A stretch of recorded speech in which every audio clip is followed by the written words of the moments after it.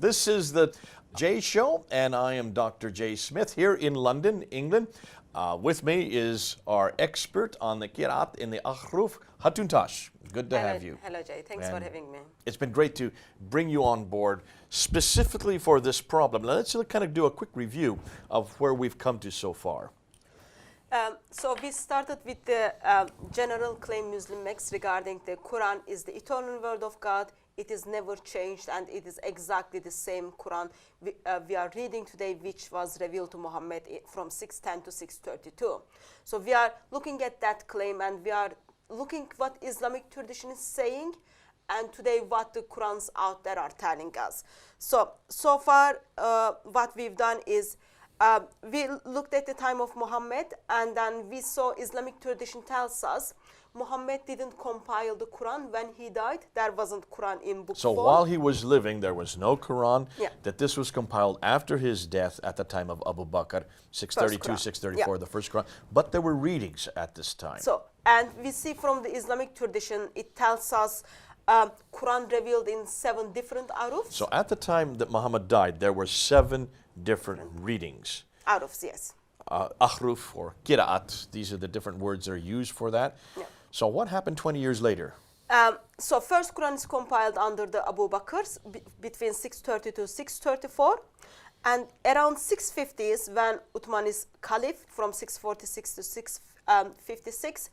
Uthman, because people start arguing with one another regarding the differences with the written version of the Quran. So this is the written version now. There are Yes. difference in writings. Yes. They had to bring it down to one final canonized text. Yes. That was done in Uthman, so roughly 20 years after Muhammad. Yes, around 650s, Uthman compiled one perfect Quran. As he does that, he ordered people to burn all the manuscripts. All the writings out there all is the written burned. variations were then burnt. All the written version of the Quran is burned under the Uthman by his order. Under his orders, okay. And as he compiled the perfect Quran, Right. he ordered the Quran to be written in only one aruf. In one harf. Hafs, one Harf. out of called the Hafs. We now know this is Hafs today because, but that's... We don't know this is the Hafs today, but the Quran we are reading is the Hafs Quran today, one of them. And we find out that Hafs is not from the time of Muhammad.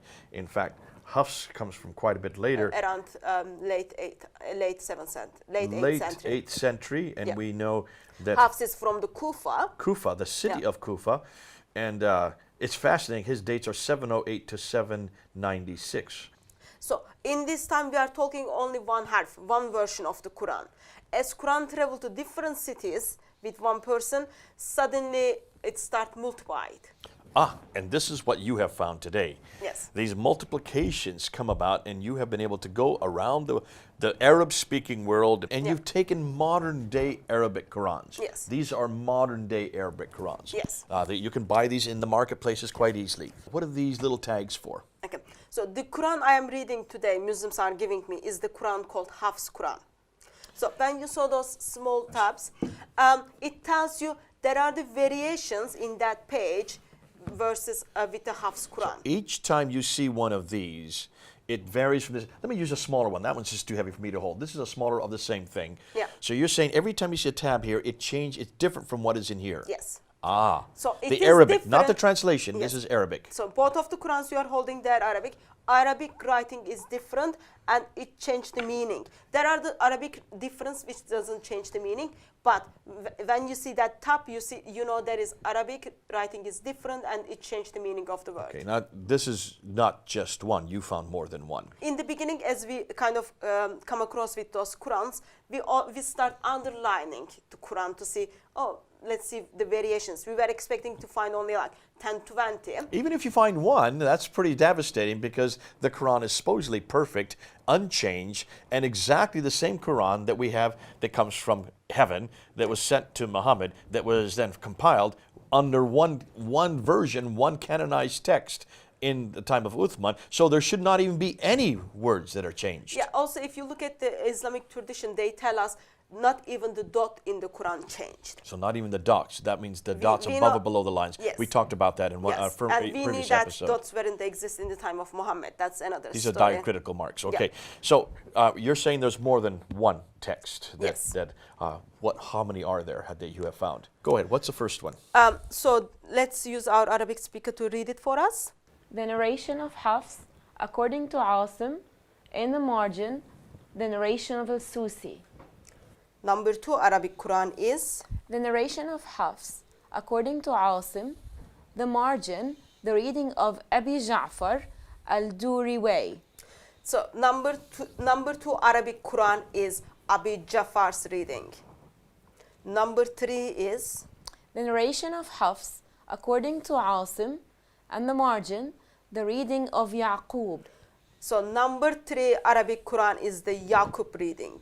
Number 4 Arabic Quran is The narration of Hafs, according to Asim, and the margin, al-Duri, from Abi Amr al-Basri, the way of Abi az-Zahra Abdurrahman ibn Abdus.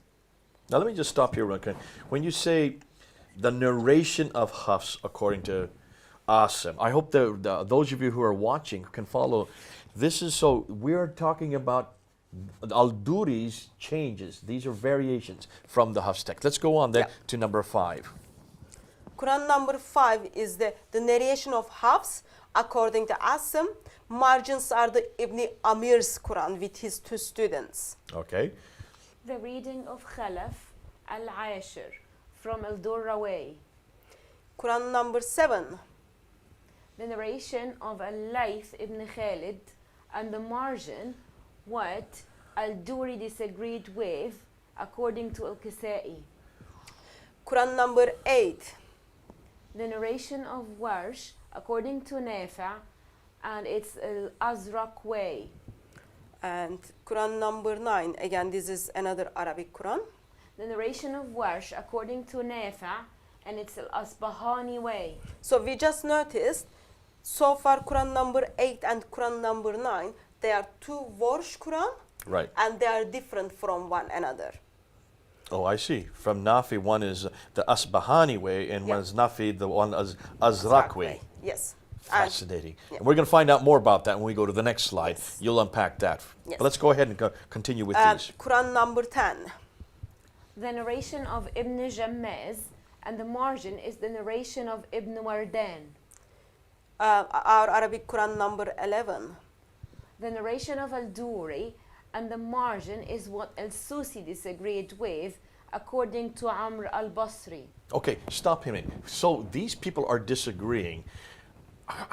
What do Muslims do with this today? I mean, we have been told there is no disagreement. They are all the same. Every Quran is exactly the same. How can you have people disagreeing with what was originally there?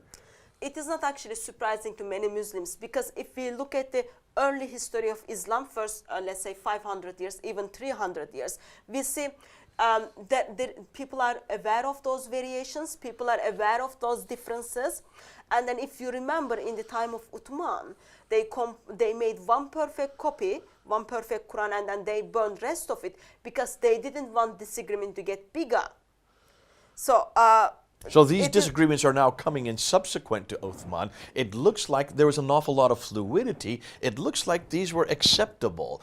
And at that time, and we're going to see the dates, these are the 9th and 10th century, it was acceptable to have these disagreements. It's not acceptable today.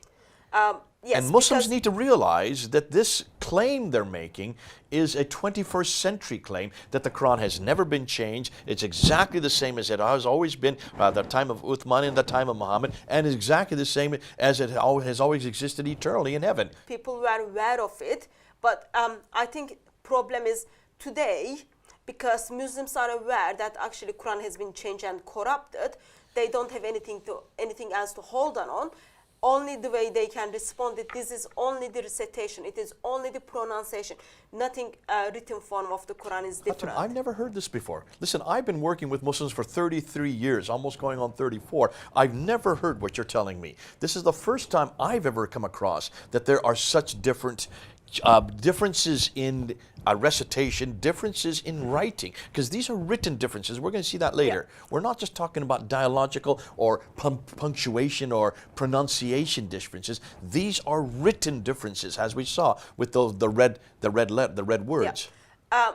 Yes, they are the written version differences, and then it changed the meaning. Yet that we've got to prove yet. Yes, it is sad that our dear Muslim friends are telling us, no, it is only the recitation, it doesn't change the meaning. It's Why only have the way you Muslims pronounce not it. been public with this? I'm guessing academics know about it, but sadly, it is not well shared information. Otherwise, we would able to go to the bookshop and buy the critical version of the Arabic Quran or critical version of the translation of the English. Okay, we're not even halfway through yet, and I'm already bothered by this. But let's go ahead. That was number 11. Let's go to the 12th one now. Our 12th Quran is the Arabic Quran. The narration of Khalaf, according to Hamza, is Shatibiya way. Thank you. Our 13th Arabic Quran is The reading of Al-Kisa'i, the Shatibiya way. The narration of Abi al-Harith, and the margin is for the narration of Al-Duri. Thank you. Our 14th Arabic Quran is The narration of Shu'ba, according to Asim. Our 15th Arabic Quran is The reading of Ibn Kathir, Al-Shatibiya way, according to the narration of Qumbul, and the margin is for the narration of Al-Bazzi. Thank you. Our 16th Arabic Quran is The narration of Hisham ibn Amir, and the margin is Ibn Zakwan, and what he disagreed with him, and it is from Ibn Amir al-Shami. Our 17th Arabic Quran is The narration of Al-Bazzi from Ibn Kathir, and the margin is the narration of Qumbul. Thank you. Our 18th Arabic Quran is The narration of Khalaf, according to Hamza, and the margin is for Khalad. Our 19th Arabic Quran is The narration of Shu'ba ibn Ayyash, according to the reading of Asim ibn Abi al-Najud, al-Shatibiya way. Thank you. Our 20th Arabic Quran is The reading of Ibn Amir, al-Shatibiya way, according to the narration of Hisham, and the margin is according to the narration of Ibn Zakwan. Thank you. Our 21st Arabic Quran is The narration Arabic of Qalun, according to Nafi'. Thank you. 22nd Arabic Quran is The narration of Hafs, according to Asim, and the margin is the reading of Ibn Kathir. Thank you. Our 23rd Arabic Quran is The narration of Warsh, according to Nafi'. Thank you. So that's the third Warsh Quran. What do you mean, the third Warsh Quran? Help me here. So remember, we had two different Warsh Quran. We looked at the number 8 and number 9. Okay. One of them was the Al-Asabaniya way, other one was the Al-Azraq way. Okay, so these are the derivations from under a family, the Warsh family, which are very popular in Northern Africa today. So these are derivations under that disagree with each other. Yes. Okay, So, we'll talk more about that when we look at the slide that unpacks that. yeah, okay? that's fine. Quran number 24. The narration of Ruh and the margin what twice disagreed with from the reading of Yaqub from Al-Durra way. Thank you. Quran number 25. The narration of Hafs, according to Asim, and the margin is the narration of Shu'ba. Thank you. And Quran number 26. The narration of Qalun and what he disagreed with, and it's according to the reading of Nafi', Abi Nasheed's way. Also, our 27th Quran is the Hafs Quran. We didn't put it there because Hafs Quran is That's for everyone. this one right Yeah. here. So now to unpack that and to help those who are watching to understand what we're talking about, let's look at another slide. And this slide here now shows the different families. And what we're going to do by looking at these slides, we're going to show the families from the different cities. We went through this in the last episode and we just ended with that, but I'd like to really bring that same slide up now. So if we can look at that slide, let's take a look. These are the counted variants.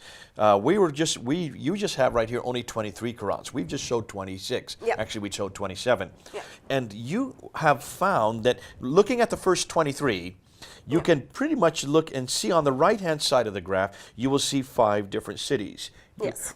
Mecca, Medina, Damascus, Kufa, and Basra. Mecca, Medina are in what is today Saudi Arabia. Damascus is what is today Syria. Kufa and Basra would be what is today Iraq. Yep. So these are all those 5 cities. These are the major cities. Yep. 5 of the 9 cities that the Quran was sent to, interestingly, except not Mecca. Mecca was not one of them. But Medina would be the one in that case. So 4 of the 9 cities that they supposedly Uthman sent his Qurans to. Now, looking at the dates, starting with Mecca, you have found that there are 2 students coming out of Mecca of Ibn Kathir. Explain that and look at the dates and let's see what you're coming up with here. So what happened is Uthman sent Quran to Mecca with Abdullah ibn Saib. So around 665 to 737, we've got Ibn Kathir. Yeah. Okay. And then he's got 2 students, Al-Bazi and Kumbul. In the 8th and 9th century. Yes, they are dated 8th and 9th century. And we see today, when you take the Qurans from Al-Bazi and Kumbul, we see Al-Bazi Quran is disagreeing with the current Hafs Quran in 1094 different areas. So it's not a few. This is over 1,000 you're talking about. 1094 variations from Al-Bazi to Hafs Quran. Okay. But interesting thing is, so Al-Bazi and Kumbul are the student for Ibn Kathir. So when you look up there at the top, you look at Al-Bazi and Kumbul, you can see even they disagree with each other, though they're both students of Ibn Kathir. 312 times they have different between each other. Yes, they so can't 2 agree. students are disagreeing, and this number of the disagreements are 312. Okay, so you want to add that to the 1094, Yeah. so to speak. So in Nafi from in Medina, you see again 2 other students, who then has 2 other students underneath him. Looks like. Yes, so we've got Warsh Quran, and then we've got Qalun Quran. So they're Arabic. They're from 8th century and 9th century. So we've got 1 Warsh Quran, which is general, and then we've got another 2 Warsh Quran goes under this. The way they are written are very, very different. So you will be seeing the differences. We haven't even looked at those yet, so you haven't had time, and that's why you have them in small print. So those are yet to be found out. We could find hundreds more variants under those as well. General Warsh Quran, General Warsh Quran, has 1,354 variations from the Hafs Quran. Okay. And then, of course, there are the variations from the 2 sides of the Warsh Quran. So we just counted only one of them, and it was 1,354. And then we've got Qalun Quran. Qalun Quran is disagreeing with the Hafs Quran in 1,732 different areas. Okay. All right, so let's continue on down to Damascus. Now, when we come to Damascus, we can see Ibn Amir. What do you find there? Go ahead. When we compare the Ibn Amir's Quran, which is dated 8th century, he has 2,743 variations with Hafs. With the Hafs, the current day Quran, okay? And Ibn Amir has 2 students. One of his students called Hisham.